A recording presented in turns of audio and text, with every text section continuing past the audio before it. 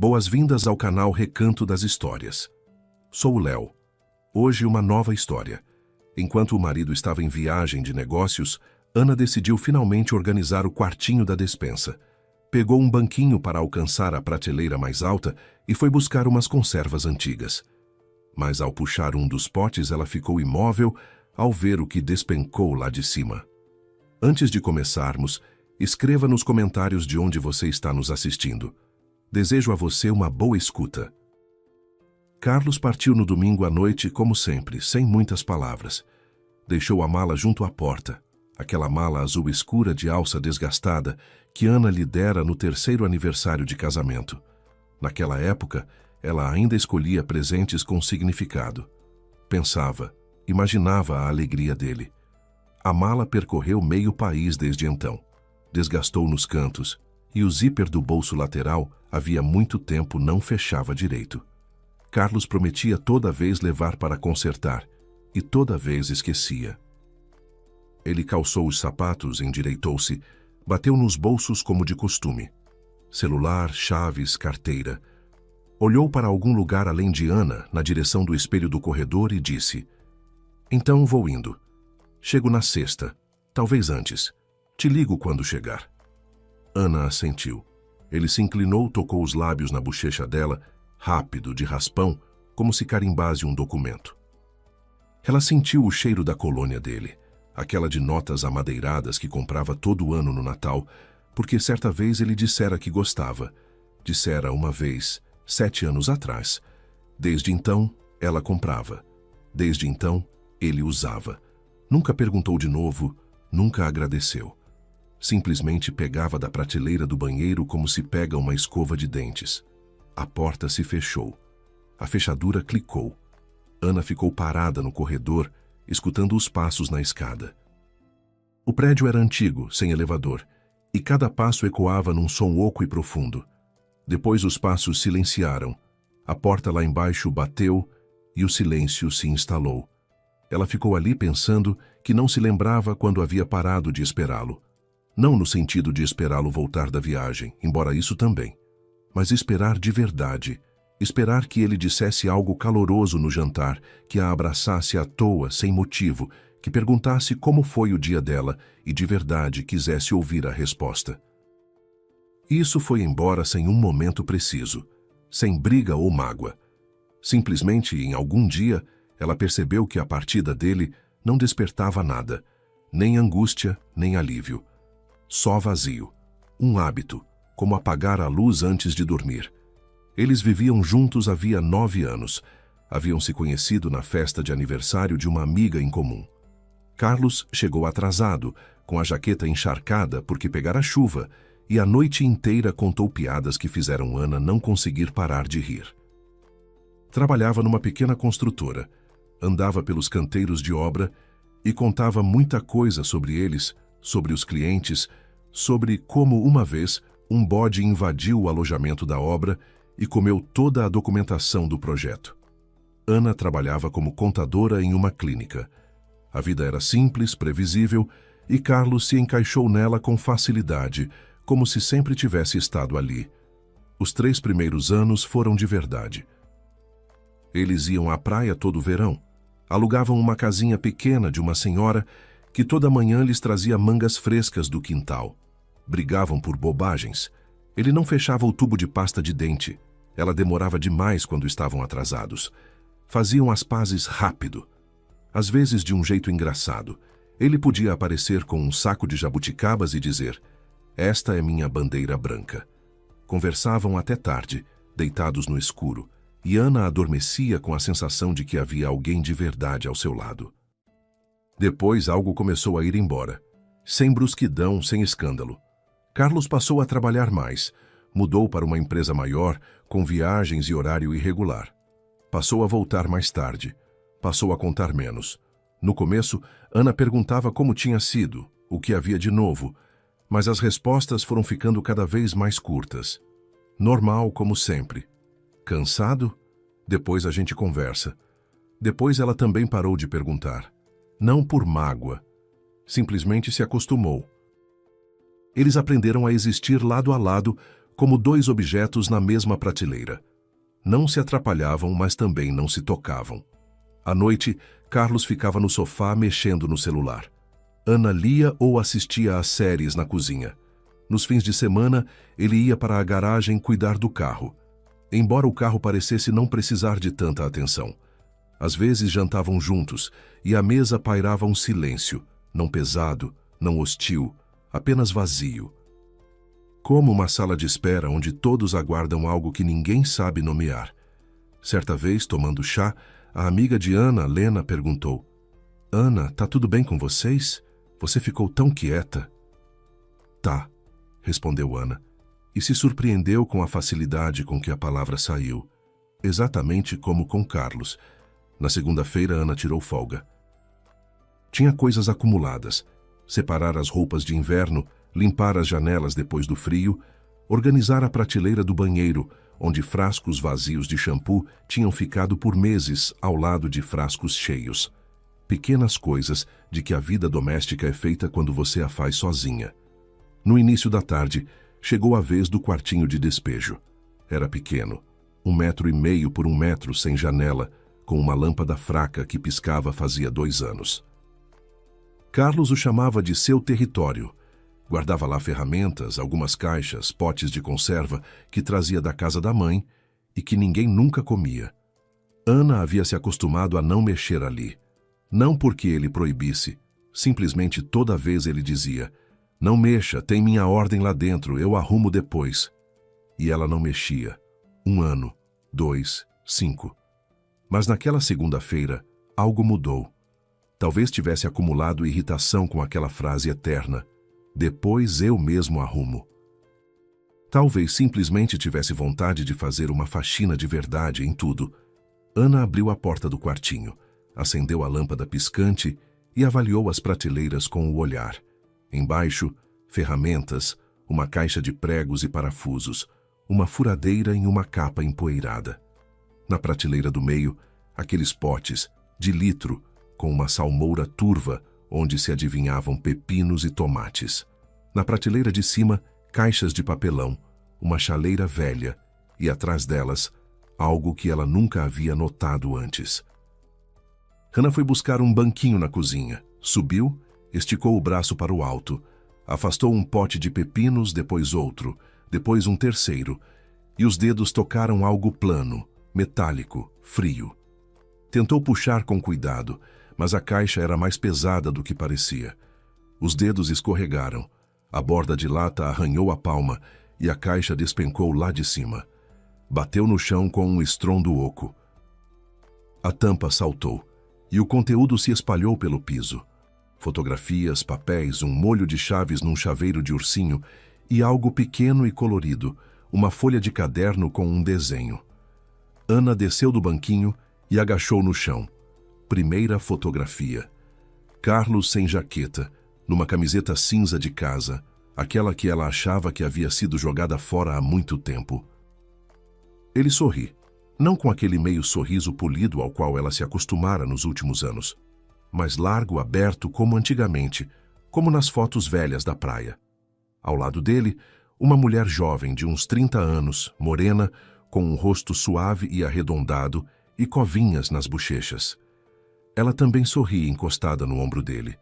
Nos braços de Carlos, uma menina pequena de uns 5 anos, com um gorro de Natal engraçado com pompom. Ao fundo, uma árvore de Natal enfeitada, lantejoulas pisca-pisca aceso no parapeito da janela. Segunda fotografia, verão. A mesma menina, agora num vestido leve e sandálias, com trancinha bagunçada. Carlos a segura pela mão. Estão num parque, perto de um chafariz. Os dois riem.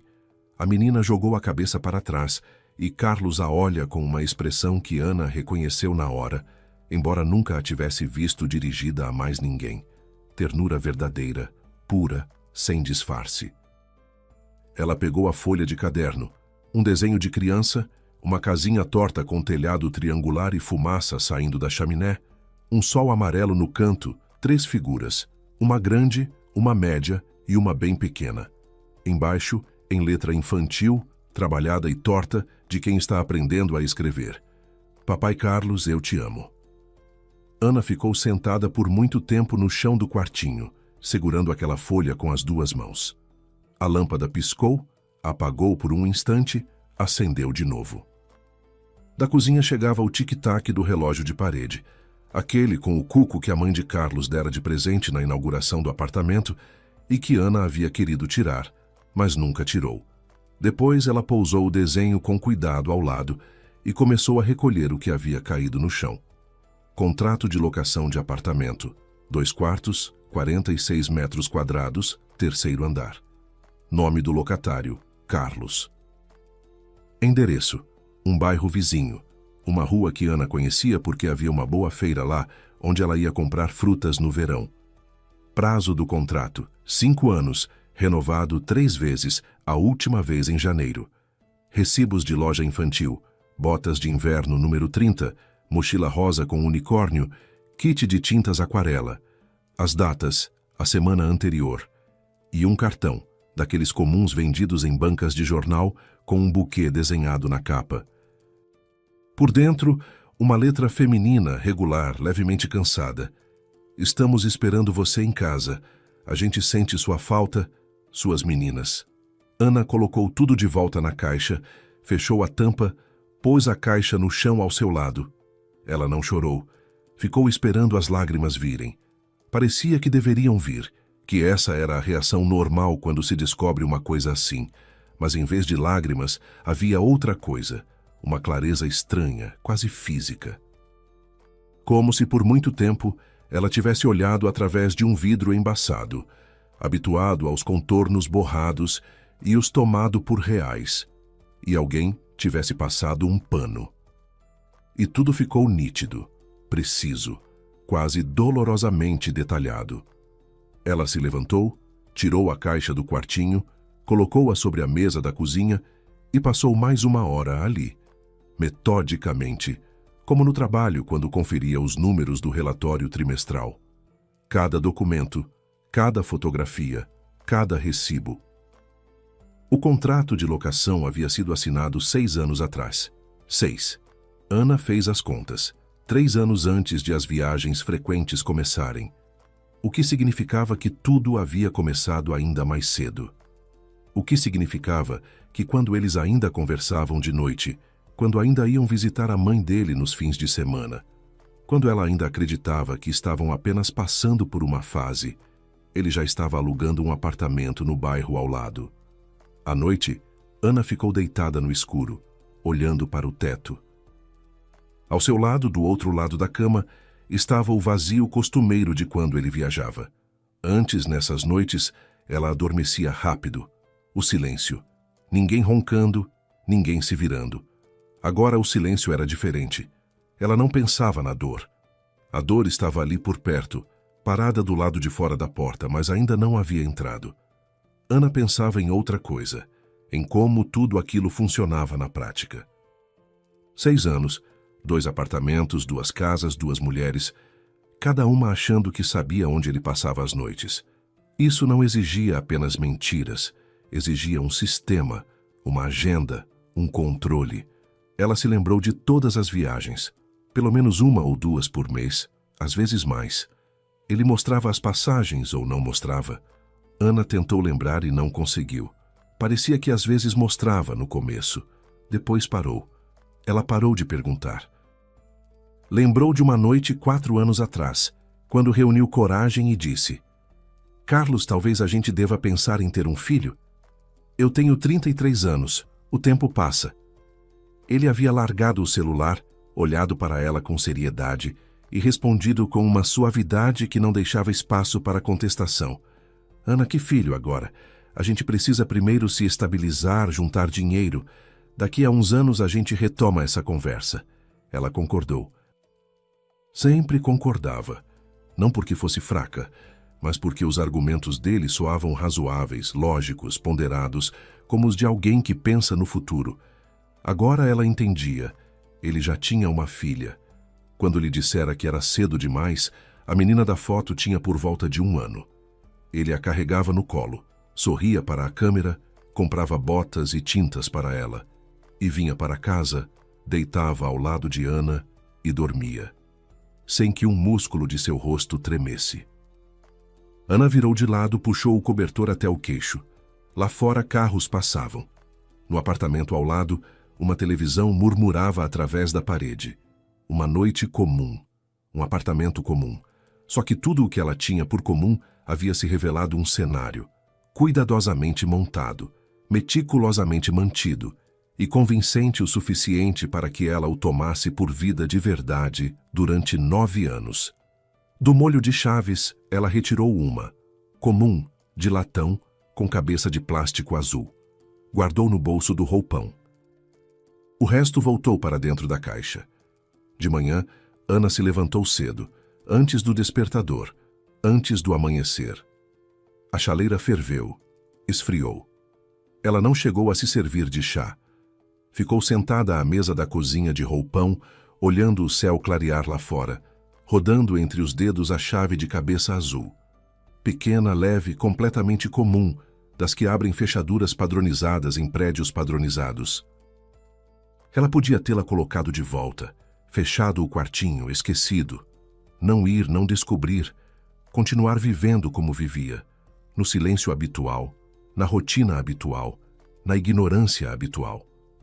Mas algo por dentro já havia se deslocado e não tinha a menor intenção de voltar ao lugar. Ela se vestiu, jeans, blusa, jaqueta, parou diante do espelho do corredor e não se reconheceu. Não fisicamente. O rosto era o mesmo, com as mesmas ruguinhas nos cantos dos olhos, o mesmo cabelo preso na nuca. Mas os olhos olhavam de outro jeito, como os de alguém que já tomou uma decisão e só ainda não a pronunciou em voz alta. Ela chamou um táxi, deu o endereço do contrato. O motorista, um senhor de bigode com o rádio sintonizado em músicas antigas, olhou pelo espelho retrovisor e perguntou por qual lado do prédio parar. Na entrada do prédio, respondeu Ana, embora não fizesse ideia de qual lado do prédio ficava a entrada. O trajeto durou uns 20 minutos. O bairro era familiar. Ana já estivera ali na feira. Comprara tomates de uma baiana que sempre jogava um punhado de coentro por cima e dizia: "Pega, moça, é fresquinho." Mas nunca havia ido além da feira. As ruas foram ficando mais estreitas, os prédios mais baixos, 4 andares, jardins com árvores floridas, roupas em varal entre as sacadas. Um bairro tranquilo, habitado, daqueles onde os vizinhos se conhecem de vista e onde as senhoras no banco em frente ao prédio não são decoração, são parte do ecossistema. O táxi parou. Ana pagou, desceu e viu o prédio. De alvenaria, 4 andares, corrimão pintado de fresco. No pátio havia um balanço amarelo de metal, um dos assentos levemente torto, uma caixa de areia ao lado. Dentro dela, um baldinho de plástico esquecido. No segundo andar, alguém havia pendurado na sacada um vaso com gerânio, flores vermelhas ardendo sobre a parede cinza. Ana entrou no prédio. Cheirava a repolho cozido e algo floral. Alguém havia colocado num parapeito entre os andares um vaso com violetas. A escada estava limpa. Nas paredes, um aviso de reunião de condôminos e um bilhete com o número do encanador. 3º andar. Porta à esquerda. Ana parou. Olhou para a campainha. Comum, redonda, branca. Ao lado, um capacho com os dizeres: "Seja bem-vindo." Ela pensou que provavelmente era errado fazer assim, chegar sem avisar, sem plano, sem palavras preparadas. Ela não sabia nem o que iria dizer. "Olá, sou a esposa do seu homem. Desculpe, mas preciso saber." Tudo soava ridículo, como em série de TV ruim. Ela tocou a campainha. Passos do outro lado da porta, rápidos, leves. A fechadura clicou. A porta se abriu. Na soleira estava a mulher da fotografia. De perto, parecia ao mesmo tempo mais jovem e mais velha do que na imagem. Rosto sem maquiagem, pele ligeiramente pálida, olheiras, do tipo que aparecem em mulheres que faz muito tempo não dormem direito, mas já deixaram de notar. Roupão verde escuro com cotovelos puídos. Cabelo preso às pressas. O grampo escorregara de lado. Ela olhou para Ana por 1 segundo. 2, 3. Nos olhos dela havia algo. Não susto, não raiva. reconhecimento. Como se ela houvesse esperado aquela visita. Não necessariamente hoje, não necessariamente de Ana, mas esperado que um dia alguém viesse e tudo se tornasse real. Você é a esposa dele, disse ela, sem ponto de interrogação. Sou, respondeu Ana. Silêncio. Em algum cômodo ao fundo, uma televisão estava ligada. Desenho animado a julgar pelas vozes. A mulher recuou um passo. Entre. O corredor era estreito, apertado, com sapatinhos infantis no tapetinho e um guarda-chuva rosa no canto. No cabide, jaquetas. Uma de adulto, duas de criança, uma de outono e uma de inverno. Na prateleira perto do espelho, creme de mãos, pente com um fio de cabelo enredado, um desenho colado com fita na parede, um cachorro azul com 6 pernas e a legenda Totó. A Sofia está no quarto, disse a mulher, fazendo sinal na direção da porta fechada de onde vinham os sons do desenho. Já vou. Ela levou Ana até a cozinha. Pequena, uns 6 metros quadrados no máximo. Mesa encostada na janela, 2 banquetas, no parapeito um vaso com petúnia ressecada e uma xícara infantil com resto de achocolatado.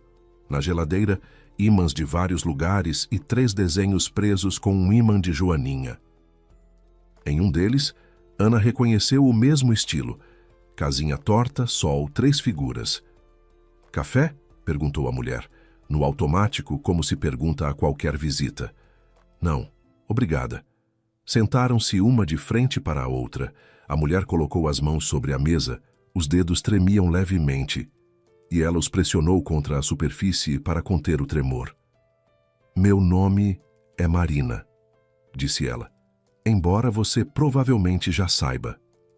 Não, respondeu Ana. Não sabia. Até ontem não sabia de nada. Marina assentiu, respirou fundo, olhou pela janela para o pátio. No asfalto, meninos chutavam bola. Vozes e risadas chegavam até ali. Tenho 32 anos, ela começou. A voz era uniforme, sem drama, como a de quem conta essa história não pela primeira vez, ainda que somente para si mesma. A Sofia tem 5. Vai fazer 6 no outono. Ela pausou. Conheci o Carlos há 7 anos. Trabalhava como gestora numa empresa que comprava materiais de construção. Ele vinha como representante de uma empreiteira. Negociava contratos. Simpático, tranquilo, com aquele sorriso, sabe? Quando a pessoa sorri e você sente que ela está sorrindo só para você. Ana sabia. Exatamente assim, ele sorria para ela 9 anos atrás, naquela festa de aniversário com a jaqueta molhada. Ele disse logo de cara que era casado, continuou Marina. Não escondeu. Disse que com a esposa já tinha acabado há muito tempo, que moravam juntos só por causa do apartamento, que separar era complicado. Alguma questão de imóvel em conjunto, dívidas. Não queria entrar em detalhes. Dizia, logo resolvo. Daqui 1 mês, daqui 6 meses depois do Réveillon. Depois que quitarmos o financiamento. Sempre tinha um prazo concreto, e esse prazo sempre se deslocava. Ela esfregou o nariz. Eu esperava. No começo acreditava, depois me acostumei a acreditar. São coisas diferentes, se você entende. Quando fiquei grávida, ele disse que isso acelerava tudo, que agora tinha um motivo, que ia conversar com a esposa depois das festas. A Sofia nasceu, as festas passaram, e ele continuou aparecendo várias vezes por semana. Ficava de noite, saía de manhã ou vinha nos fins de semana e dizia que a esposa tinha se acostumado, que eles viviam como vizinhos, que ela não percebia. Ana escutava e sentia uma estranha divisão dentro de si. Eram palavras sobre ela, sobre a sua vida, sobre como ela não percebia. Marina descrevia o outro lado da parede, e deste lado estava Ana, convencida de que eles estavam apenas passando por um período difícil. Fui idiota, disse Marina sem autopiedade. Só que por muito tempo não quis admitir isso, porque admitir significava ficar sozinha com uma filha, e sozinha dá medo. Ainda mais quando ele vem e a Sofia corre para ele e o abraça e grita, papai. E você pensa, tudo bem que seja assim, melhor assim do que nada. Ana não a interrompeu. Olhava para Marina e pensava. Elas duas tinham sido idiotas. As duas acreditavam. As duas esperavam. Só que para cada uma, ele contava sua versão de uma mesma mentira. Para Ana, que tudo estava normal, que simplesmente tinham se distanciado, como acontece. Para Marina, que com a esposa havia acabado há muito tempo e que em breve regularizaria tudo. Do outro lado da parede, no quarto, uma criança gargalhou. Sonoro, transbordante, como só crianças pequenas sabem rir, com o corpo inteiro. Marina olhou na direção do som e seu rosto por um instante mudou. Ficou macio, aberto. Depois ela se voltou de novo para Ana. Há 3 dias encontrei um bilhete no bolso da jaqueta dele. Ele esqueceu a jaqueta aqui. Era um número de telefone e um nome, de mulher, não o seu. Ela se levantou, foi ao quarto e voltou com uma pasta, comum de papelão azul com elástico. Ele guardava isso aqui. Dizia que em casa não tinha espaço, que eram documentos de trabalho. Eu nunca mexi, mas depois daquele bilhete, mexi. Ela colocou a pasta sobre a mesa, entre a xícara com o achocolatado frio e o saleiro. Veja. Ana abriu a pasta. As mãos não tremiam. Ela mesma se surpreendeu com isso. Em algum canto da consciência registrou: puxa, não estão tremendo. Como se o corpo já soubesse o que estava por vir e tivesse se preparado de antemão. Primeiros, extratos bancários impressos, colunas de números, datas, números de conta, valores pequenos, mas regulares, 2 a 3 vezes por mês, ao longo de 1 ano e meio. O dinheiro saía da conta conjunta deles, aquela mesma em que caía o salário de Carlos e para a qual Ana transferia sua parte para pagar a luz, o condomínio e as compras do mês, para um cartão em nome de Marina. Ana olhou para ela. Marina balançou a cabeça. Achei que era dinheiro dele. Ele dizia que era bico, gratificação, não verifiquei. Segundo, uma conversa impressa em papel. Carlos e um certo Vinícius. Pelo tom e pelo contexto, um corretor de imóveis ou alguém entre os conhecidos que entendia de transações imobiliárias. Carlos perguntava se era possível vender um automóvel registrado em nome da esposa, caso ela não soubesse e não quisesse assinar. Vinícius respondia com cautela. Tem jeito, mas precisa de procuração ou consentimento em cartório. Carlos esclarecia, fazia perguntas, procurava brechas. Ana pensou no carro deles. Um sedã cinza que ela comprara com o próprio dinheiro 2 anos atrás, registrado em seu nome porque era mais simples para o seguro. Carlos o usava com mais frequência do que ela. Ela nunca se opôs. Terceiro, uma folha arrancada de um caderno coberta de letra conhecida, miúda com inclinação característica para a esquerda. Carlos sempre escrevia com inclinação para a esquerda. E Ana antes achava isso tocante. Na folha havia um número, uma quantia. A mesma quantia que Ana recebera 3 meses atrás pela venda do sítio da vovó. Um terreno com casa velha e pés de laranja. Tudo o que restara da vovó Zélia, que criara Ana após a morte de sua mãe. Ana demorara a se decidir a vender, mas depois vendeu porque o sítio estava tomando mato e não havia quem fosse cuidar. O dinheiro ela depositou em sua conta pessoal. Não contou o valor exato a ninguém, exceto a Carlos. Ele havia perguntado no jantar de passagem. Então, por quanto foi o sítio? Ela respondeu. Ele assentiu, disse bom e voltou ao celular. Agora aquela quantia estava anotada na folha, junto com a data do depósito e um ponto de interrogação grosso, traçado 2 vezes. Ele sabia. E estava cogitando como chegar até esse dinheiro. Ana recolocou a folha, fechou a pasta. Na cozinha fez-se silêncio. Do quarto, o desenho havia acabado e a menina Sofia chamou. Mãe, coloca outro. Já, meu bem, respondeu Marina.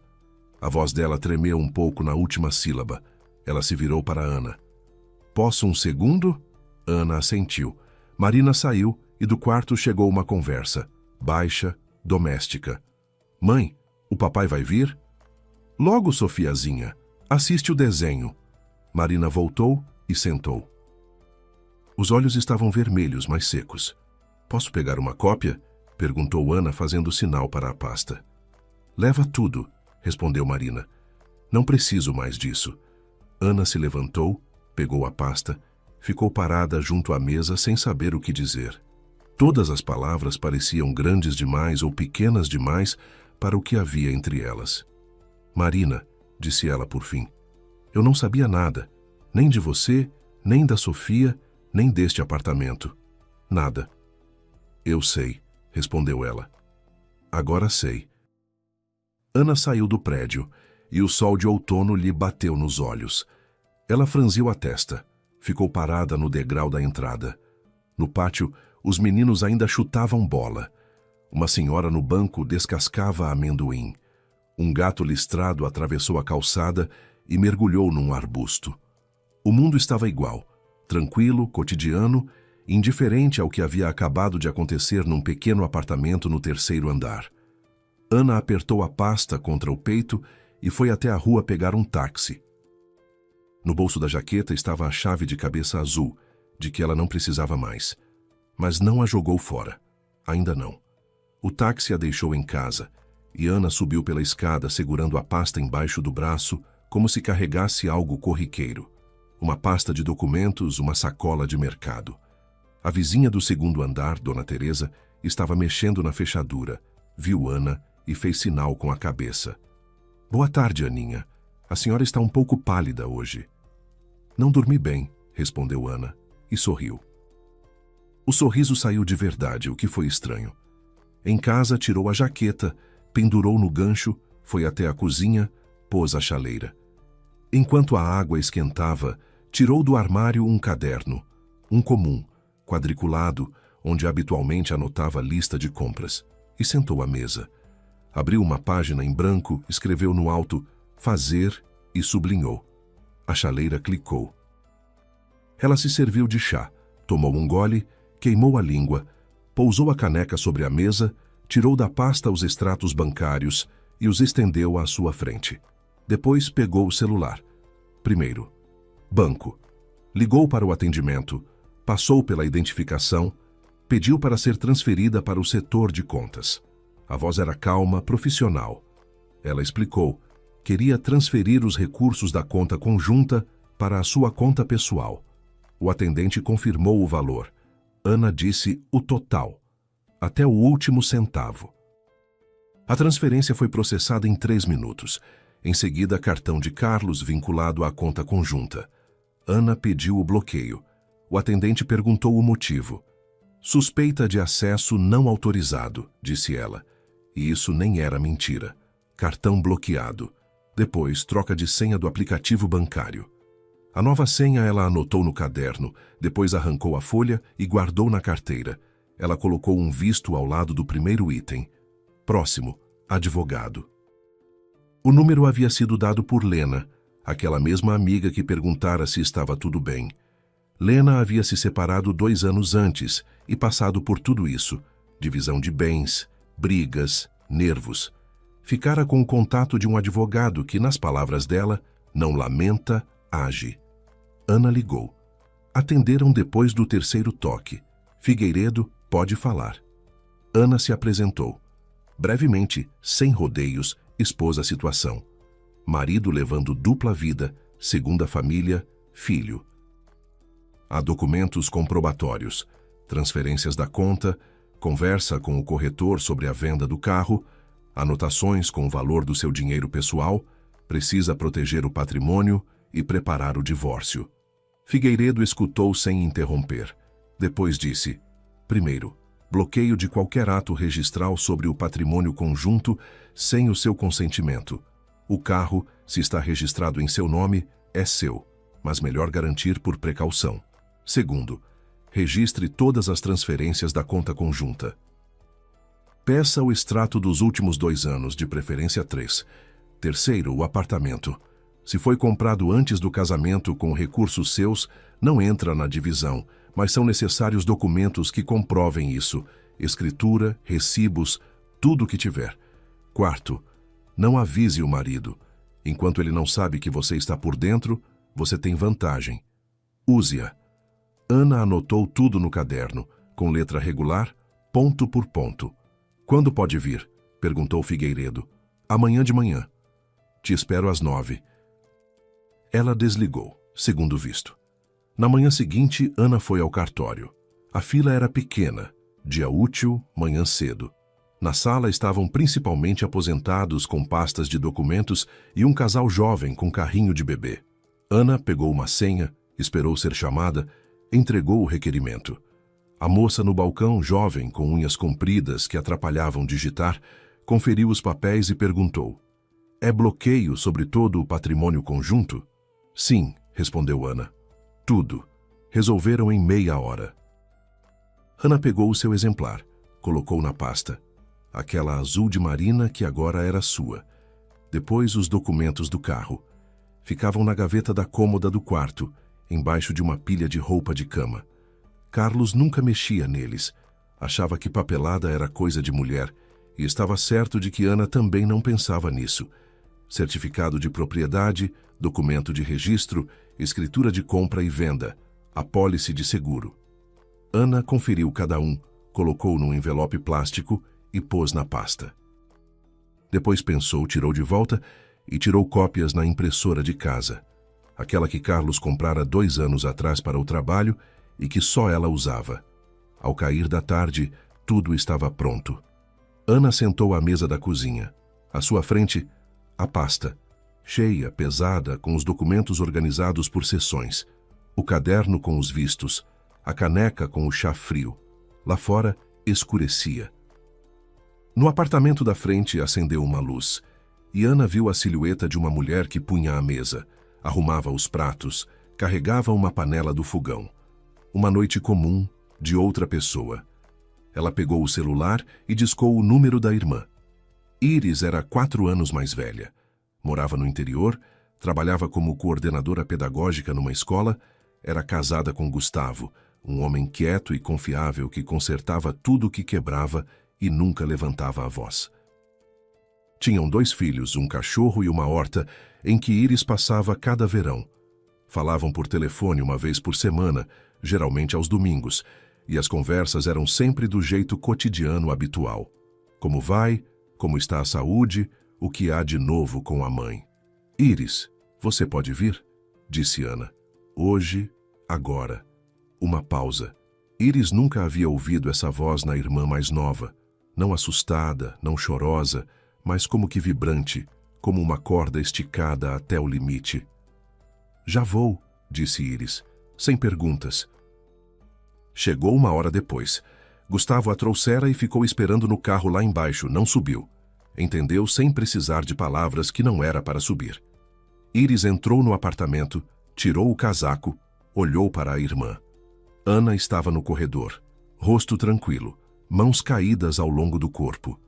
Na mesa da cozinha visível do corredor, a pasta, o caderno, a caixa de metal. "Você já decidiu tudo, não é?" disse Iris. "Sim", disse Ana. "Só precisava que você soubesse." Foram para a cozinha. Ana colocou à frente da irmã todo o material, das fotos aos extratos bancários. Contou brevemente, sem detalhes desnecessários. A caixa, as fotos, Marina, Sofia, as transferências, o corretor, o sítio da vovó. Iris escutou em silêncio, e só os dedos com que apertava a borda da mesa foram branqueando cada vez mais. 6 anos, disse Iris por fim. 6 anos ele assim. "É. E você já deu entrada?" "Ainda não. Primeiro o patrimônio, depois o divórcio." O advogado disse que não vale a pena se apressar com o pedido enquanto não estiver tudo documentado. Iris assentiu, olhou para a irmã por um longo tempo, com atenção, como quem está vendo de novo alguém que já conhecia. "Ana", disse ela, "se você precisar chorar, chora, é normal." "Depois", respondeu Ana, "agora preciso da cabeça funcionando. Quando acabar, eu choro." Iris ficou até às 10. Tomaram chá, falaram de coisas práticas, onde guardar os documentos, como se comportar quando Carlos voltasse. Iris sugeriu que Ana fosse morar por um tempo na casa delas. Ana recusou. Não, ela ficaria em casa. Aquele apartamento era seu e continuaria sendo. Quando Iris foi embora, Ana caminhou pelos cômodos, parou no quarto, olhou para a cama larga, com as 2 travesseiras e a colcha que ela escolhera 3 anos atrás numa loja. Demorou a escolher. Queria que ficasse bonito, como em revista. Parou na sala, onde na prateleira havia a foto do casamento deles. Ela de branco, ele de terno, os 2 sorrindo. Ela não tirou a foto do lugar. Não era hora. Olhou para dentro do quartinho, acendeu a lâmpada piscante. A caixa estava no lugar, atrás dos potes, como se nada tivesse acontecido. Ana apagou a luz e fechou a porta. Depois sentou na cozinha, abriu o caderno em página em branco e escreveu: Sexta-feira. Ele vai voltar. Estar preparada. Na quinta-feira ela trabalhou normalmente. Um dia comum na clínica. Números, lançamentos, telefonemas. Os colegas não perceberam nada. Ana tomou café no almoço, riu de uma piada de Natália da recepção, assinou uma lista de material de escritório. Tudo como sempre. Só que na bolsa, no bolso lateral, havia um pendrive com cópias de todos os documentos, feito na véspera por precaução. Na sexta-feira de manhã, Ana tirou do quartinho a caixa de metal, limpou o pó maquinalmente com o pano que usava para os armários, pôs sobre a mesa da cozinha, bem no meio, entre o saleiro e o porta-guardanapos. Ao lado, a pasta. Depois arrumou a cozinha, lavou a louça, limpou o fogão, pendurou toalhas limpas, se serviu de chá e ficou esperando. Carlos chegou por volta das 7 da noite. Ela ouviu a porta do prédio bater, os passos na escada, pesados, lentos, cansados. A chave girou na fechadura. Ele entrou do jeito habitual como havia entrado centenas de vezes. Mala no canto, jaqueta no gancho, sapatos tirados sem deslaçar. "Ana, oi!" gritou do corredor. "Tem alguma coisa para comer?" Foi até a cozinha, abriu a geladeira, pegou a garrafa d'água, encheu um copo, bebeu um gole, virou-se para a mesa e parou. O copo ficou a meio caminho da boca. A caixa de metal estava à sua frente, aberta, com as fotos espalhadas em leque. Ao lado, a pasta de onde sobressaíam cantos de impressos. E Ana do outro lado, sentada, com as mãos entrelaçadas. Alguns segundos, ele simplesmente olhou. Depois, devagar, pousou o copo na beirada da mesa. A água espirrou, escorreu pela superfície. Ele não percebeu. "Ana", começou ele. "Senta", disse ela. Ele sentou, não na cadeira costumeira, que ficava mais longe, encostada na parede, mas no banquinho mais próximo, que balançava levemente no chão irregular. Sentou e ficou olhando para a caixa com o olhar de quem vê um objeto que não deveria estar ali. Como se a realidade tivesse rachado e por aquela rachadura viesse à tona o que deveria ter permanecido escondido. Ana não se apressou. Pegou a primeira foto, a de Réveillon, onde ele sorri ao lado de Marina e segura Sofia nos braços, e pousou na frente dele. Em silêncio. Ele olhou para a foto e desviou o olhar. Segunda foto. Verão. O parque. Sofia de sandália. Pousou ao lado. O desenho infantil. Papai Carlos, eu te amo. Pousou. Contrato de locação. Pousou. Recibos da loja infantil. Pousou. O cartão. Estamos esperando você em casa. A gente sente sua falta. Suas meninas. Pousou. Extratos bancários. 1 ano e meio, 2 a 3 vezes por mês. Da conta conjunta deles. Pousou. A conversa com Vinícius, o corretor, sobre a venda do carro registrado em nome dela. Pousou. E por último, a folha com a quantia do sítio da vovó e o ponto de interrogação traçado 2 vezes. Pousou. A mesa entre eles estava coberta de papéis como num jogo de cartas espalhado. Ana ficou sentada e esperou. Carlos ficou em silêncio. Por um longo tempo, talvez 1 minuto, mas o minuto se esticou como chiclete. E no silêncio, dava para ouvir o tic-tac do relógio com o cuco, e do outro lado da parede, a voz de um noticiário na televisão dos vizinhos. Então ele falou. A voz estava rouca, como se algo estivesse atravessado na garganta. "Ana, você está entendendo errado. É uma situação complicada. Não é o que você está pensando." Ela não o interrompeu. Simplesmente pousou à sua frente o próximo extrato, do mês anterior, com 3 transferências seguidas marcadas com marca-texto. Escuta, ele se inclinou para a frente, pôs os cotovelos na mesa. Posso explicar tudo, não é o que parece. É uma história completamente diferente. Ana ficou em silêncio. Pegou a folha da conversa com o corretor e a virou com o texto para ele. Foi então que ele se irritou. Rápido como uma virada de chave. Um segundo atrás implorava, e de repente os olhos ficaram duros, o maxilar cerrado. Você ficou vasculhando minhas coisas. Eu pedi para não mexer no quartinho. São minhas coisas, meu espaço. Você não tinha direito. Ana esperou ele terminar. Ele terminou rápido. A raiva esvaziou porque diante dele havia provas, e a raiva era absurda, e ele sabia disso. Como alguém que grita, não fui eu, em pé sobre um vaso quebrado com os cacos nas mãos. Depois ele baixou a cabeça. Os ombros tremeram. Ele tampou o rosto com as mãos e começou a falar num murmúrio abafado. Me perdi. Ana, eu não queria assim. Eu amo as duas. Foi acontecendo. Não planejei. A Sofia, ela é uma criança. Não conseguia abandonar uma criança, você entende? Todo dia pensava em como resolver, todo dia adiava porque não sabia como. Me dá tempo, eu explico tudo. A gente senta, conversa direito. Ana escutou. Ficou esperando sentir alguma coisa. Talvez pena ou ao menos aquela suavidade habitual. Aquele movimento interno que nos 9 anos a havia feito ceder sempre, dizer sempre, tudo bem, pode ser, depois a gente vê. Mas por dentro estava quieto, como num quarto de onde tiraram todos os móveis, vazio, com eco e cada som ricocheteando nas paredes. Você não estava construindo um casamento, disse Ana. Pela primeira vez em toda a conversa, disse algo dela. A voz era firme, sem tremor, sem grito. Você estava construindo uma saída de emergência. Você transferia dinheiro. Você procurava como vender o meu carro. Você anotou o valor do dinheiro da vovó. Isso não é se perder. Isso é um plano. Carlos baixou as mãos, olhou para ela, e ela viu que pela primeira vez naquela noite, ele a estava enxergando de verdade. Não como esposa, não como alguém a convencer ou acalmar, como uma pessoa que sabe tudo e que não vai mais ser enganada. Ele não encontrou o que responder. Ana se levantou, recolheu os documentos da mesa com cuidado, na mesma ordem em que os dispusera. Guardou na pasta, as fotos voltaram para a caixa. Ela fechou a tampa. Vou entrar com o pedido de divórcio na semana que vem, disse ela.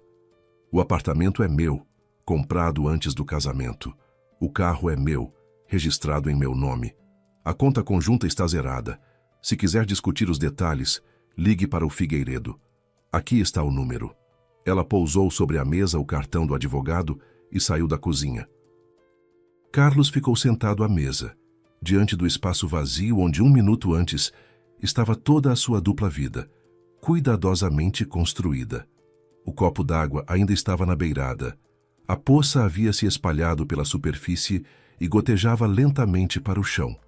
Juridicamente, tudo levou 4 meses. Carlos, no começo, estava convicto de que conseguiria arrastar o processo. Arrastar o tempo era sua principal habilidade, aperfeiçoada ao longo de 6 anos de dupla vida. Contratou um advogado barato, indicado por um conhecido, e este começou a mandar cartas pedindo adiamento de audiências, prazos extras, solicitações de avaliação patrimonial. Tática padrão: esgotar, cansar, esperar que o outro lado se renda e aceite um acordo. Mas Ana não se rendeu e não aceitou. Na primeira audiência veio à tona o que Carlos não esperava. A conta conjunta em que ele contava estava zerada. O dinheiro fora transferido legalmente, dentro dos direitos de cotitular. O cartão dele bloqueado. Sobre o carro, o apartamento e todo o bem que pudesse ser considerado patrimônio conjunto havia sido registrado bloqueio de qualquer ato. E nas mãos de Ana estava um pacote completo. Extratos com as transferências para o cartão de Marina, a conversa com o corretor, as anotações com o valor do sítio vendido. Figueiredo trabalhava com calma e precisão, como cirurgião. Na segunda audiência, Apresentou à juíza os extratos de 1 ano e meio de débitos regulares da conta conjunta que Carlos realizava sem o conhecimento da esposa. O advogado de Carlos tentou argumentar que eram despesas domésticas comuns, mas os valores, as datas e o destinatário falavam por si.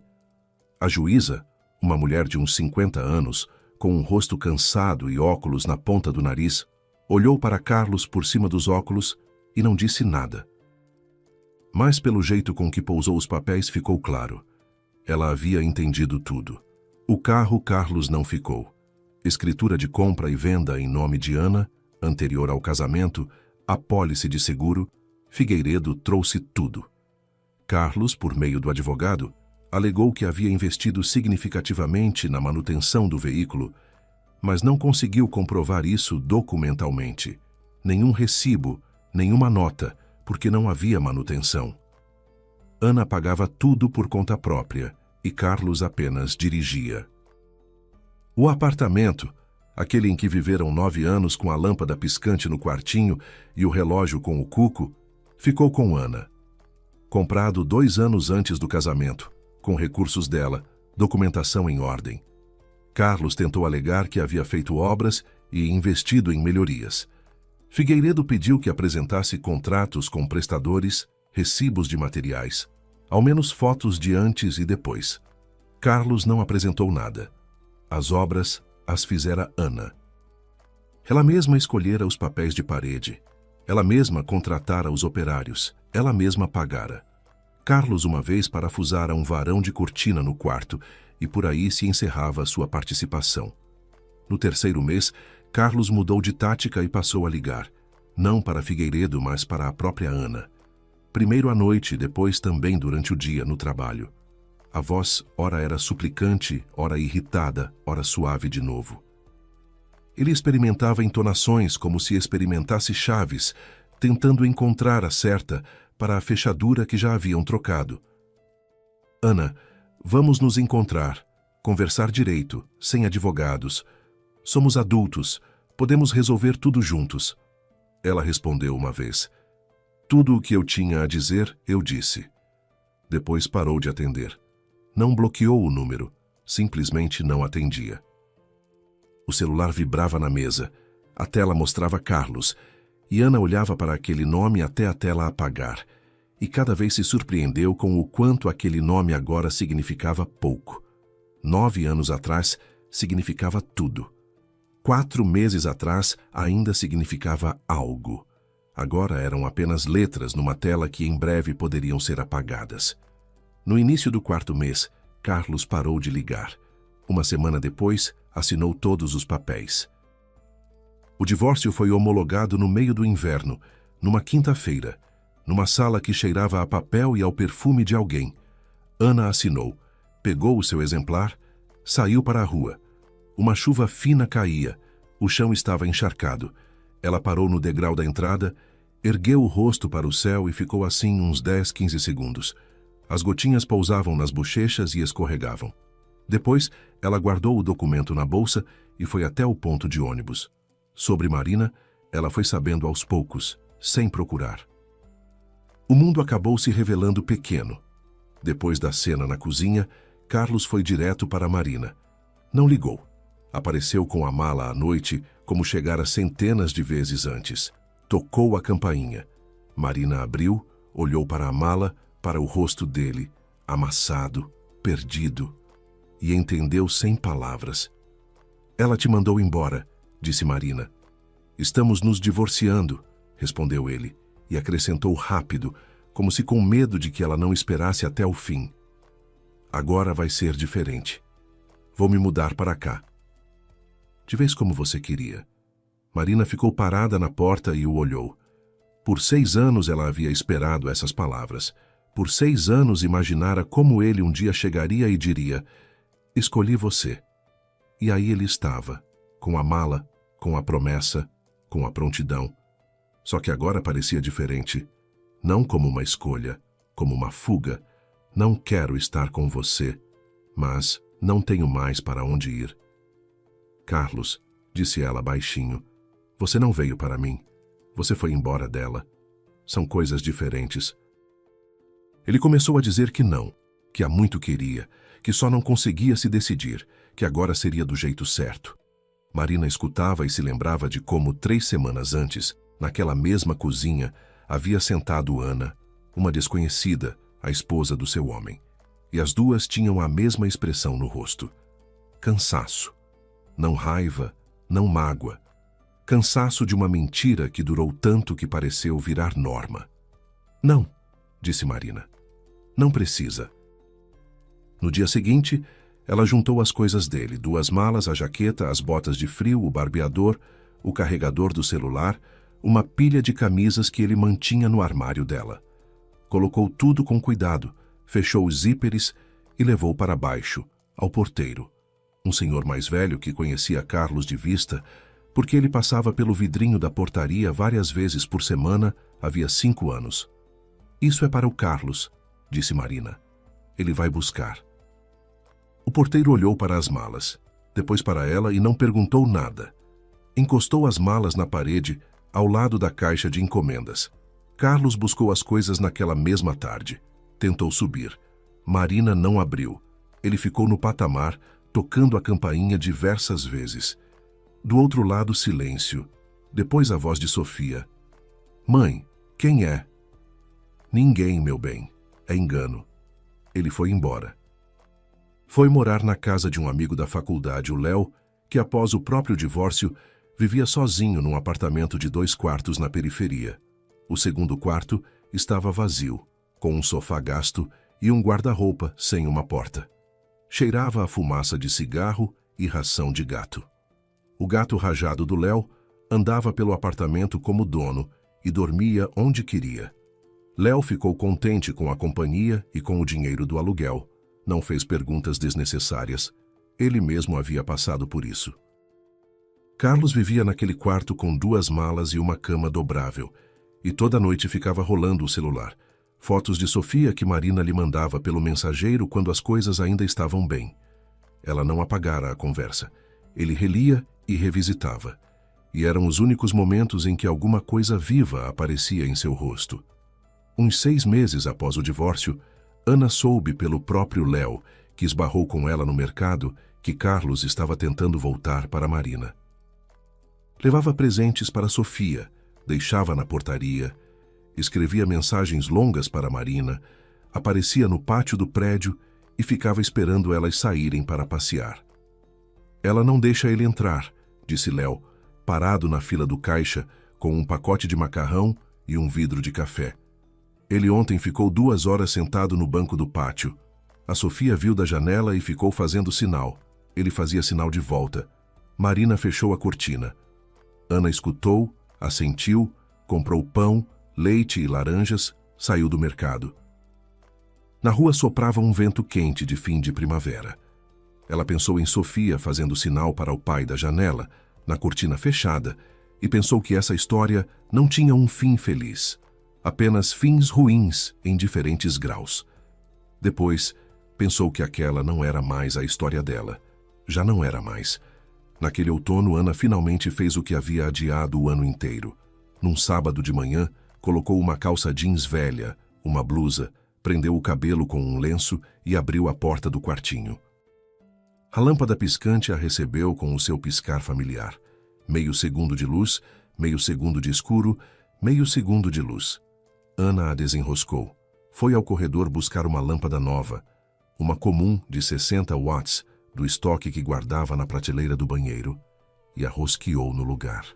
O quartinho se encheu de luz uniforme e tranquila, e Ana, pela primeira vez, o viu por inteiro, sem sombras e sem tremeluz. 1,5 metros por 1 metro, piso com bolhas em alguns pontos. 4 prateleiras artesanais de madeira parafusadas tortas na parede. Na de baixo, ferramentas que ninguém mais ia usar. A furadeira, com a qual Carlos havia parafusado um varão em 9 anos, a caixa de pregos e parafusos, a chave inglesa. Na do meio, os potes com as conservas da mãe dele, turvas com tampas desbotadas. Ana pegou um, olhou a data. 3 anos atrás. Ninguém os havia aberto. Ninguém planejava fazê-lo. Ela começou pelo alto. Tirou as caixas de papelão vazias. Numa havia um abajur velho com a cúpula trincada. Noutra um emaranhado de fios, na terceira nada. Levou tudo para a porta de entrada, num saco para jogar fora. Depois os potes, um por um pesados, com salmoura turva. Desceu tudo até a cozinha, abriu, jogou no ralo. Pepinos, tomates, algum tipo de salada irreconhecível. Tudo foi para o lixo. Os potes ela lavou e deixou secando sobre uma toalha. As ferramentas juntou numa caixa, poderiam ser úteis. A furadeira ficou, a caixa de pregos também. A chave inglesa, coisa útil. Iris havia dito que a delas havia sumido. Ia dar de presente.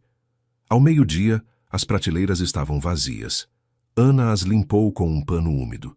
O pano ficou cinzento depois do primeiro movimento. Passou de novo e de novo.